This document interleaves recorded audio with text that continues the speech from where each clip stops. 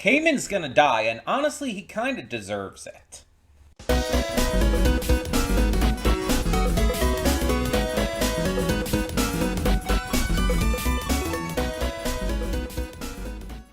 Hey everyone, welcome to Princess Gay. I'm your host Connie, and today we are here with episode 6 of Scavengers Reign. That's right, last week we finished off our previous series, which was Heavenly Delusion. I was almost like forgetting exactly what the title was. Heavenly Delusion. We finished that off last week.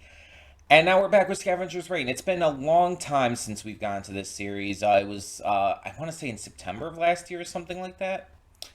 I looked briefly through what happened last episode. Cayman was kind of dealing with how much of a fucking piece of shit he's been. Um, Having to kind of come to terms with his wife's death and everything, or ex-wife, or whatever it was exactly. And Ozzy was connecting a lot more to Levi, um, kind of starting to acknowledge Levi's autonomy. And then we had the others, the duo, I can't remember their names right now, but they were, like, there was some weird blood shit going on, I believe it was. Um, and it was getting weird. But then again, this series has obviously been weird, and they're trapped on an alien planet. So, yeah. We also had this one guy who like appeared at the beginning, having come from the ship, woken up from cryostasis, and he just dies. He just ends up being killed, like super quickly. Um, So yeah, it's been a while, and the funny thing is, last time we watched this, the last episode we actually watched wasn't episode 5, it was episode 4. Because I accidentally, somehow, I still have no idea how this happened, reacted to episode 5 after episode 3. I somehow reacted to the wrong episode, and I didn't even realize it while I was reacting to it. I only found out, like, after the fact. And then and so then the next week, after having already done episode 5, I had to go back and do episode 4. But then we put the series on hold, and yeah. So now we're finally back. Um and we're gonna finish this off. Hopefully it ends up continuing to be really good. I have no real doubts that it will be. Um I just hope it doesn't end on any kind of big cliffhanger. When I think it's 10 episodes or maybe 12 when the episodes run out, because I do know obviously this was canceled, despite it doing exceptionally well, despite the exceptional response to it. Like, this series was really well received, and yet it was somehow canceled. So try to figure that out. Um, but either way, I hope it doesn't end off on a big cliffhanger, because that would really suck. That would really suck. Because the thing is, it's hard to like find motivation to get into a series that you know has been canceled, especially when you know that that cancellation led to it being incomplete. It just feels like because you're not going to get the full story, it feels almost pointless a lot of times. And I mean, there's been like stuff I've dropped and whatnot because of this. One big example being Inhumans. Was that what it's called? The series with Iñaki Godoy playing a werewolf. Um, yeah, Iñaki Godoy from the live action One Piece. It was like, yeah, no, it wasn't Inhumans, because Inhumans was the Marvel thing, right? It was something like that. It was called something like that, though. I just don't remember off the top of my head. But either way, it was like a good series, but I kind of lost a lot of interest because I know it was canceled and wasn't going to be completed. It hurt my enjoyment of the series knowing that it was, like, you know, going to end incomplete. And I hope that this series is able to at least end off in a good enough way. Because, like, there's shows like Hunter x Hunter where it's like, yeah, it's technically incomplete, but it ends off in such a satisfying manner that it almost doesn't matter. If it ended there, if that was the actual end, the actual closure of the series, I would be fine with that. Because it feels so satisfying. Hopefully we'll get more in the future, even if it's just through movies. I would love to see more, but that's a completely separate thing.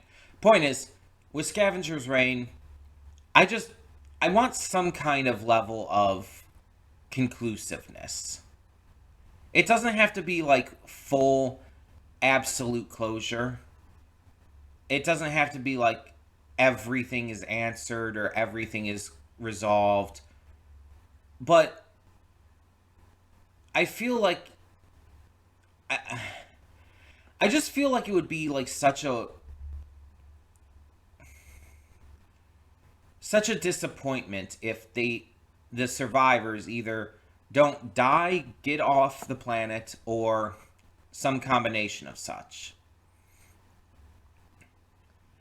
I mean, I obviously think Cayman needs to die as a character. It's just where his arc is going. But like Ozzy and the others, it's like I would be fine with them getting off the planet, or even if they had a well-written death, I'd be okay with it. As long as there's just something, you know? Excuse me. And obviously, do not tell me one way or the other what happens. I want to go through this as blind as possible and get to the end without knowing what's going to happen. Because honestly, at this point, if I get spoiled to this, I'm not going to be continuing this. And luckily, people don't like talk about this on social media much anymore, so I should be good. But yeah, it's like at this point, spoilers would probably destroy my interest in this series. So do not spoil me, please. That being said, we're going to get into this and see what this episode has in store for us. Hold up just a sec. Before you click that link down in the description below to get to today's video, I want to remind you of all the awesome content we have both on this channel and the Princess of Gaming channel. Let's check it out.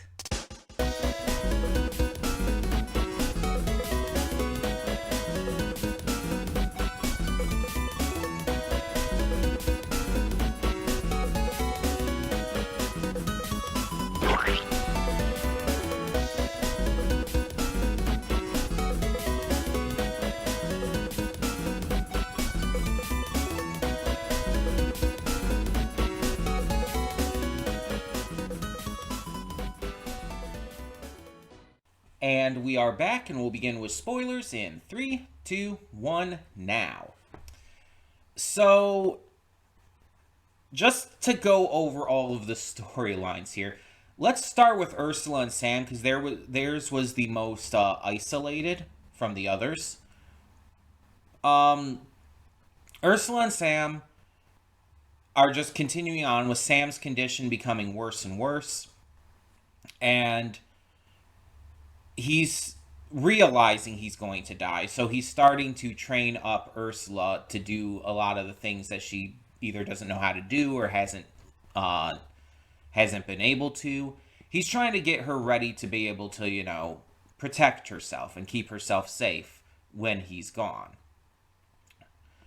And she, of course, is kind of just refusing the idea that he'll ever be gone. And I brought it up in the reaction. They're both kind of like they're both kind of making some mistakes here, but they're not out of ill intent. They're not like bad people who are doing these mistakes. It's just they're just kind of idiots. Sam really needed to be a lot more upfront and forthright about his issue, injury, whatever you would call it. The shit going down with him after his DNA got stolen by the pod. He's very much in this kind of scenario where he needed to be more upfront about it with her because she's like just not taking this seriously enough until she ends up finding out. At the same time, she's not listening to his advice. She's refusing to hear it. She's refusing to acknowledge it because she just is refusing to acknowledge the idea that he could die and leave her alone. And I think a lot of that comes out of fear, which makes sense. I mean, being stranded on an alien planet is horrifying, but it's more horrifying when you're alone. Because if you're with someone, you have someone to keep you company, keep you from, kind of going insane from loneliness. But also, you have someone who can help keep you safe and who you can help keep safe. And it kind of gives you this purpose, almost. It allows you to feel like you have a bigger reason to keep going. If you're alone, hopelessness can set in a lot quicker. And I think that's what she's afraid of most. She's afraid of that crippling loneliness and what it can do to her, which is entirely fair. Like, you cannot even slightly blame her for that. But in the end, they end up finding what seems to be a grave, they call it. But it looked more like some kind of monument to me, some kind of like almost religious statue. And they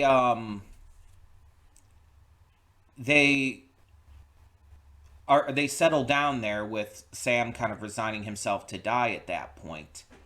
And there's a delivery.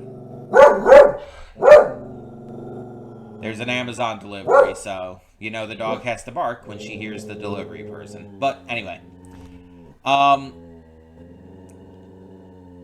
he's resigned himself to die, and she's starting to accept it. And that's when someone else comes out. It's like someone who we don't recognize, who could possibly be a survivor from the Demeter, but is probably more likely to be someone from before, because the monument looks older, and so they're saying that, oh, there could have been something going on here from long in the past. So it's not impossible that there had possibly been other people who crashed here, but if it was long in the past, did they survive here all this time? Because that's more of a wild thing to think about. But the other stories are easier to talk about as well because they kind of combine. Cayman's part of this with the creature is very much a case of like they act as the antagonist of sorts toward Ozzy and Levi here. Because there's not much going on besides the creature, with Cayman kind of trapped inside of it, feeding at first. And it's very much a case of the creature is also feeding off of Cayman himself and his memories, his thoughts. We've already seen how Cayman's, selfishness and assholery has affected the creature. And we get to actually see that in a much more visceral way in this episode. Because as Ozzy and Levi reach the canyon, the creature starts watching them, starts just keeping an eye on them. They end up going back to get the motorcycle that they had abandoned, and they are preparing to send the wire over so they can cross the canyon because it's their only way to get towards the Demeter. But during all of this, we have Levi starting to show more signs of sentience, more signs of autonomy, which is acknowledged by Ozzy. And that should have been a huge death flag, honestly. It's like just things are getting too nice there. The creature ends up hearing Levi's voice, which apparently is the same voice actor as Fiona, who created or at least programmed Levi, and who, as we know, is Cayman's ex or wife or whatever the relationship was again. Um, but because the creature had been influenced and is absorbing all this information from Cayman, it has this animosity towards Fiona because Cayman had this animosity towards Fiona. And so it starts to chase them. And although they barely managed to get over the canyon with the wire being snapped and everything and them having to climb up the rest of the way, the creature follows and ends up tearing Levi apart right in front of Ozzy's eyes. Obviously, right after Ozzy had once again fully realized and accepted Levi as their own person, basically, as an autonomous person. Yeah, I mean, robot, but you know what I mean. And so Levi being destroyed right in front of her eyes is horrifically devastating to her. And having all of the remnants thrown into the canyon also probably does not help. She tries to fight the creature, but she's only able to injure it temporarily because it heals itself. Though she does see that Cayman is inside of it. The creature ends up like defeating her and like basically throwing her off the cliff. She just doesn't really stand a chance. She gets hurt, and the creature seemingly leaves her alone because it has no beef with her specifically. But we see while she's down there, she's able to get to this receiver and is able to get a message out there, which we find out at the end has actually gone through. Someone has actually heard this. So help is more than likely at least on the way. We don't know how long it's going to be, but it's on the way. And so that's good. But this kind of goes in line with what Ursula was fearing as well, because now Ozzy is alone. Ozzy doesn't have anyone with her. And there's probably also a lot of regret with the way she initially treated Levi, and with the fact that she started to see Levi as their own person way too late. So it's like this is so extremely emotionally traumatizing and devastating to her that her response, just like crying out and like panicking and just really emotionally destroyed and devastated like she was, is perfectly reasonable. She's someone who's, very strong, very willful, but everyone has their breaking point. And losing Levi there and everything that happened, being thrown down the canyon, all of that was her breaking point. And that's perfectly reasonable. You cannot fault her for that. And it's just, it's devastating. It's hard. It's sad. But yeah. And I didn't quite bring up, though, in Sam and Ursula's storyline. I think I just realized that. I was talking about how they reached the statue and all, but I didn't, discuss too much the confrontation with the clone. Because I wanted to leave that for last here, because I like I said in the reaction, it very specifically reminded me of John Carpenter's The Thing. If you have not seen John Carpenter's The Thing, I think the statute of limitations for spoilers is well past at this point. But if you really don't want to hear spoilers, skip ahead a bit, or just, just end the video here, whichever you feel more comfortable with. But we will go into spoilers for that. So, in John Carpenter's The Thing, the big concept of it is there's this alien creature, which we just dub as the Thing, that is able to assimilate and take the form of anything that it kills. If it kills a dog, it can become a dog and like disguise itself near perfectly. If it kills a human, it can take that human's form and blend in with them. And there are ways to be able to figure this out, but there are points in the film where the thing is revealed, whether again in a dog, in a human, and it becomes a lot more like alien like in response. The first time, like when the dog is revealed in the kennel and everything, it starts morphing into this like massive like tentacles and flesh and whatnot.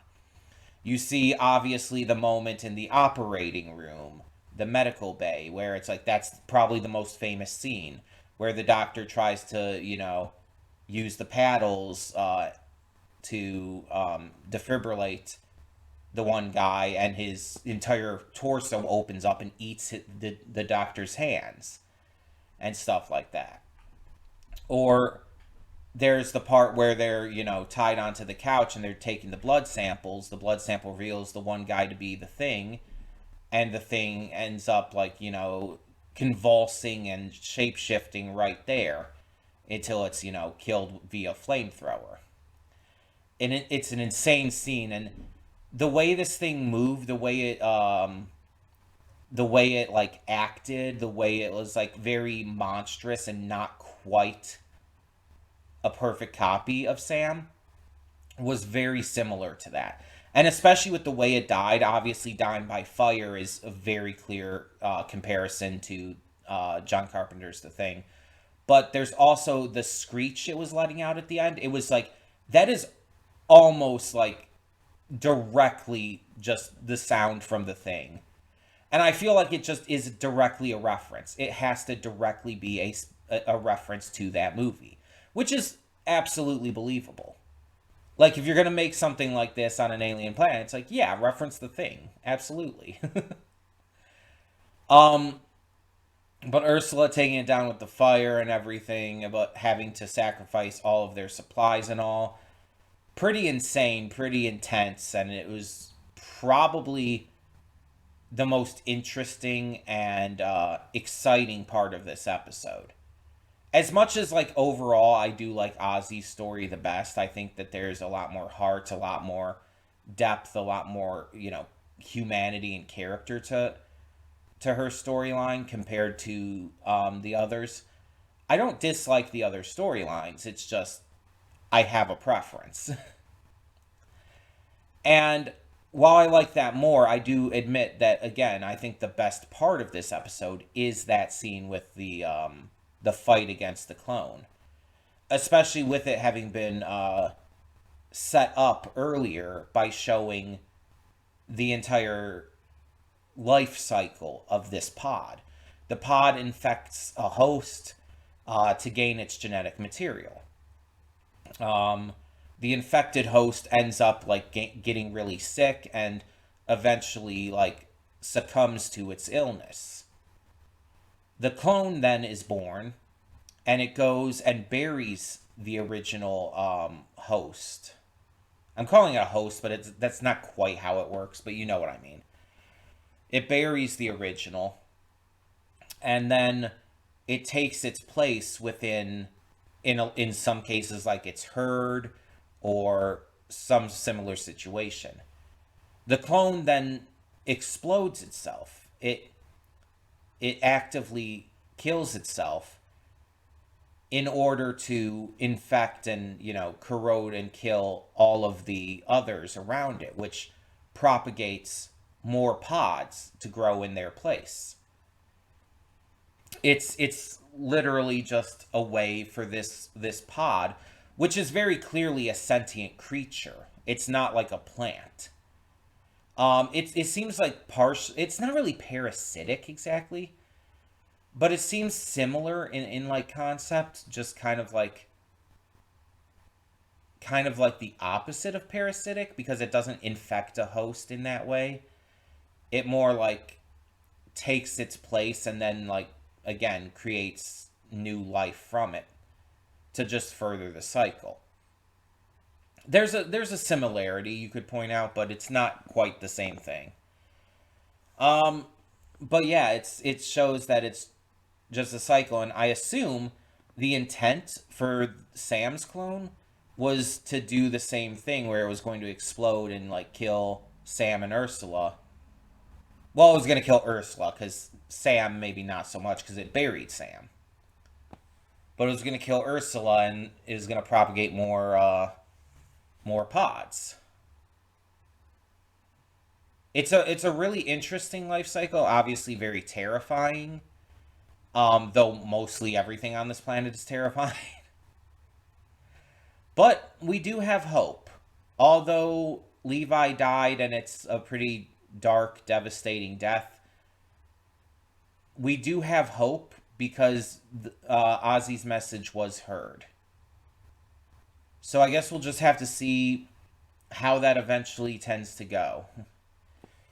If that'll actually come to like really provide a way off this planet, if something else will come from it, and what will happen with the person who found Ursula and Sam. What's going to be the deal with that? We'll have to find out. But yeah, this was a pretty intense episode to come back to for a lot of reasons with Levi's death and the clone and the references to the thing. It's like it's one of those cases where I feel like I put it on hold. I paused this series at the right moment, and coming back to this was like such a strong way to come back. I really feel like that just worked out excellently. But yeah, we are back, so we'll continue this until we finish this series, and then obviously move on to something else. But tell me in the comments below, what did you think of this episode of Scavengers Reign? And for now, I'm Connie, and I'm signing off. See y'all next time.